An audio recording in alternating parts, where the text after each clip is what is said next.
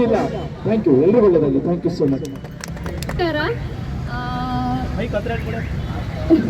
ಏನು ಮಾತಾಡಬೇಕಂತ ಗೊತ್ತಾಗ್ತಿಲ್ಲ. ಆ್ಯಕ್ಚುಲಿ ಫಸ್ಟ್ ಟೈಮ್ ಮೈಕ್ ಹಿಡ್ದಿದ್ದೀನಿ. ಇದು ಪುನೀತ್ ರಾಜ್ಕುಮಾರ್ ಸರ್ ಅವರ 4ನೇ ವರ್ಷದ ಪುಣ್ಯಸ್ಮರಣೆಗೆ ಕರೆದ್ರು. ಸೊ ನಾನು ಸರಿ ಬರ್ತೀನಿ, ನಮ್ಮ ಕೇರ್ಪೇಟೆ ಅಲ್ವಾ ಅಂತ ಬರ್ತೀನಿ ಅಂತ ಹೇಳಿದೆ. ಇವರು ನಿಜವಾಗ್ಲೂ ನನಗೆ ಗೊತ್ತಿರಲಿಲ್ಲ, ಕಟ್ಔಟ್ ಎಲ್ಲ ಇದು ಮಾಡಿ ಇನ್ವೈಟ್ ಮಾಡ್ತಾರೆ ಅನ್ನೋದು ಗೊತ್ತಿರಲಿಲ್ಲ. ಸೊ ಖುಷಿ ಆಗುತ್ತೆ. ನಮ್ಮ ಕೇರ್ಪೇಟೆಯಲ್ಲಿ ನನ್ನ ಫೋಟೋ ಕಟ್ಔಟಲ್ಲಿ ಬರುತ್ತೆ ಅಂದರೆ ಇನ್ನೂ ಖುಷಿ ಆಗುತ್ತೆ. ಸರ್ ಬಗ್ಗೆ ಹೇಳಬೇಕು ಅಂದರೆ ಯಾವಾಗಲೂ ನಗುಮುಖದಲ್ಲಿ ಇರ್ತಿದ್ರು. ಯಾರಿಗೆ ಲೈಕ್ ಹಗ್ ಕೊಡಬೇಕು ಅಂದರೆ ಅವ್ರ ಹೃದಯದ ಹತ್ರ ಹಗ್ ಕೊಡ್ತಿದ್ರು ಅವರು. ಫಸ್ಟ್ ಆಫ್ ಆಲ್ ಹೇಳಬೇಕು ಅಂದರೆ ಸೊ ಹಂಗೇನೆ ಅವರು ಇಲ್ಲ ಅಂತ ನೆನ್ಸ್ಕೊಳ್ಳೋಕ್ಕೆ ಬೇಜಾರಾಗುತ್ತೆ. ಬಟ್ ಎಲ್ಲ ಹೃದಯದಲ್ಲಿ ಇದ್ದಾರೆ ಅನ್ನೋದಕ್ಕೆ ಖುಷಿ ಆಗುತ್ತೆ. ಸೊ ಅದನ್ನು ಹೇಳೋಕ್ಕೆ ಇಷ್ಟಪಡ್ತೀನಿ. ಹೌದು, ಅವರು ಇಲ್ಲ ಅಂತ ನಮಗೆ ಅನಿಸಿಲ್ಲ ಯಾವತ್ತೂ. ಯಾಕೆಂದರೆ ಈ 4 ವರ್ಷದಲ್ಲಿ ಅವ್ರು ಇದ್ದಾರೆ ಅನ್ನೋ ಮೈಂಡ್ ಸೆಟ್ಟಲ್ಲಿ ನಾವು ಎಲ್ಲ ಮನಸ್ಸನ್ನು ನೋಡಿಕೊಂಡು ಇದ್ದೀವಿ. Thank you. ಬಡ ಮಕ್ಕಳಿಗೆ ಮತ್ತು ಕಣ್ಣಿಲ್ಲದ ಮಕ್ಕಳಿಗೆ ಏನು ಆಶ್ರಯ ನೀಡಿದಾರೋ ಅದರಲ್ಲಿ ಅಂತಹ ಒಳ್ಳೆಯ ವ್ಯಕ್ತಿನ ನಾವು ಅವರು ಮರಣ ಹೊಂದಿದ ನಂತರವೇ ನಮ್ಮ ಆತ್ಮದಲ್ಲಿ ಇಟ್ಕೊಂಡಿದ್ವಿ ಅಂತಂದರೆ ಅವ್ರು ಮಾಡಿರೋಂಥ ಒಂದು ಒಳ್ಳೆಯ ಕೆಲಸಗಳು. ಏಕೆಂತಂದರೆ ಸಾವಿರಾರು ಮಕ್ಕಳಿಗೆ ವಿದ್ಯಾಭ್ಯಾಸ ಮಾಡಿಸಿ ಯಾರಿಗೂ ಸಹ ಗೊತ್ತಿಲ್ಲದೆ ಇರೋಂತಹ ಅವ್ರ ದೃಷ್ಟಿ ಎಷ್ಟು ನಡೆಸಿದ್ದಾರೆ ಅನ್ನೋದು ನಮ್ಗೆ ಯಾರಿಗೂ ಗೊತ್ತಿಲ್ಲ.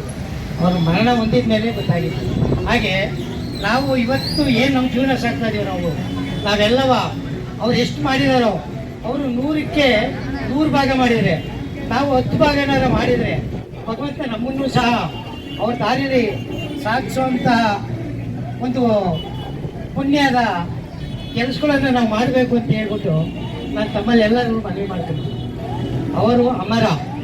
ನಾವು ಅವರಷ್ಟು ಅಮರ ಆಗದೆ ಹೋದರೂ ಸಹ ನಮ್ಮ ಕೈಲಿ ಎಷ್ಟಾಗುತ್ತೋ ನಾವು ಸಹಾಯ ಮಾಡಿದರೆ ನಾವು ಅವರಲ್ಲಿ ಕಾಲು ಭಾಗ ಅಮರರಾಗ್ತೀವಿ ಅಂತ ಒಂದು 4 ಮಾತನ್ನ ಹೇಳಿಕ್ಕೆ ನಮ್ಮ ಅವಕಾಶ ಮಾಡಿಕೊಟ್ಟ ತಮ್ಮೆಲ್ಲರೂ ನಿಮ್ಮೆಲ್ಲರನ್ನ ಪ್ರೀತಿಯಿಂದ ಬರ್ಮಾಡ್ಕೊಳ್ತಾ ಇದ್ದೀನಿ. ನಾನು ನಿಮ್ಮ junior Puneeth Rajkumar. Thank you.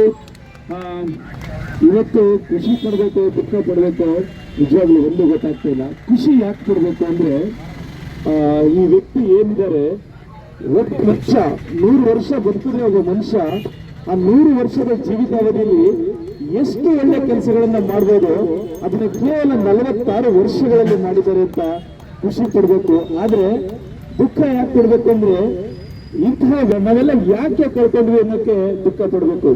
ಯಾಕಂದ್ರೆ ನೋಡಿ, ಬಹುಶಃ ಒಂದು ಮರದಲ್ಲಿ ಹಣ್ಣುಗಳಿರ್ತವೆ, ಅದರಲ್ಲಿ ಮೊದಲನೇ ಏಟು ಬೀಳೋದು ಕಲ್ಲೋಟು ಒಳ್ಳೆ ಹಣ್ಣಿಗಂತೆ. ಹಾಗೆ ಇಂಥ ವ್ಯಕ್ತಿನ ನಾವು ಕಳ್ಕೊಂಡಿದೀವಿ ಅನ್ನೋದಕ್ಕಿಂತ ಹೆಚ್ಚಾಗಿ ಫಿಸಿಕಲಿ, ದೈಹಿಕವಾಗಿ ಅಷ್ಟೇ ಕಳ್ಕೊಂಡಿದೀವಿ. ಮಾನಸಿಕವಾಗಿ ನಮ್ಮೆಲ್ಲರ ಮನಸ್ಸಲ್ಲಿ, ನಮ್ಮೆಲ್ಲರ ಮನೆಗಳಲ್ಲಿ ಈತ ಉತ್ತನೇ ಇರ್ತಾನೆ ಅಂತ ಹೇಳ್ಬೋದು. ಹಾಗೆ ಬಹುಶಃ ಈ ಭೂಮಿ ಮೇಲೆ ಎಷ್ಟೊಂದು ದೊಡ್ಡದಾದ ಬೆಟ್ಟ, ಗುಡ್ಡ, ಸಾಗರ, ಸರೋವರ ಏನೆಲ್ಲ ಇದೆ, ಇದೆಲ್ಲ ಎಷ್ಟು ಭಾರ ಇರ್ಬೋದು. ಇಷ್ಟು ಭಾರವನ್ನೇ ತಡ್ಕೊಂಡಿರೋ ಈ ಭೂಮಿಗೆ ನಿಮ್ಮೆಲ್ಲರ ಪ್ರೀತಿಯ ಒಂದು ಸಣ್ಣ ಬೆಟ್ಟದ ಹೂವು ನಮ್ಮ ಪುನೀತ್ ರಾಜ್ಕುಮಾರ್ ಸರ್ ಅವರು ಭಾರ ಆಗ್ಬಿಟ್ರು ಅನ್ನೋದು ನಿಜವಾಗ್ಲೂ ದುರಂತದ ಸಂಗತಿ. ಆದ್ರೆ ನಾವು ಚಿಂತೆ ಪಡ್ಬೇಕಾಗಿಲ್ಲ. ಪುನೀತ್ ರಾಜ್ಕುಮಾರ್ ಅವರನ್ನ ನಾವು ಮತ್ತೆ ಕಾಣ್ಬೋದು, ಅಪ್ಪು ಸರ್ನ ನಾವು ಮತ್ತೆ ಕಾಣ್ಬೋದು. ಹೇಗೆ ಅಂತೀರಾ? ಹೇಗೆ ನಾವು ಅಪ್ಪು ಸರ್ನ ನೋಡ್ಬೋದು?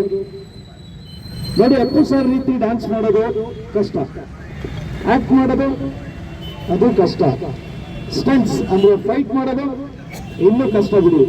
ಆದ್ರೆ ನಾವು ಪುನೀತ್ ರಾಜ್ಕುಮಾರ್ ಅವರಿಂದ ಒಂದೇ ಒಂದು ವಿಚಾರವನ್ನ ಈಸಿಯಾಗಿ ಕಲಿಬಹುದು. ನೋಡಿ, ನಿಮ್ಮಲ್ಲಿ ಯಾವುದೇ ಒಬ್ಬ ವ್ಯಕ್ತಿ ನಿಮ್ಮೊಳಗೊಬ್ಬ power star Puneeth Rajkumar sir ಹುಡ್ತಾರೆ ಅಂತ ಹೇಳಕ್ ಇಷ್ಟಪಡ್ತೀನಿ. ಈ ಮೂಲಕ ನಾವು ಅವರ ಆದರ್ಶ ಜೀವನದಲ್ಲಿ ಅವರು ಮಾಡಿದ ಒಳ್ಳೆ ಕೆಲಸಗಳಲ್ಲಿ ಅವರನ್ನ ಕಾಣೋಣ ಅಂತ ಹೇಳ್ತಾ ನಿಮ್ಮೆಲ್ಲರಿಗೂ ಒಳ್ಳೇದಾಗ್ಲಿ. Thank you so much.